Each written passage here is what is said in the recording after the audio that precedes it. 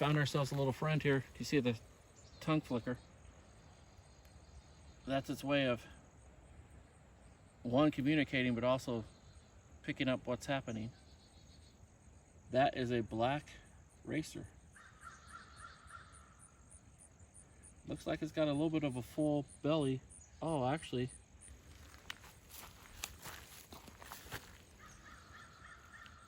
yeah, it's somewhat injured. The back part of it. There we go, buddy. Hey, you're getting a little more excited, aren't you? I do not encourage people or recommend that people mess with snakes at all. Just trying to bring you guys a little something different. We're not gonna mess with the snake. It does have an injury. Left part of its tail here.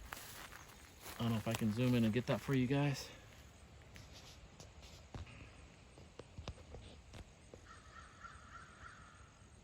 I don't know if you guys can see that brown spot where it's kind of chunked up there.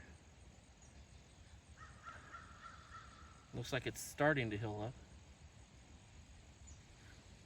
Guys, if you have these around, and do what you want to do, but let's respect nature, and respect wildlife, and wildlife will respect you back. But these are actually great to have around. They eat other snakes. They take care of your rodents. And, you know, they will bite you if you get too close to them, but they're not trying to hurt you. And they're not, yeah, they're not venomous. So, beautiful. I'd say that one's a good 4.5 feet.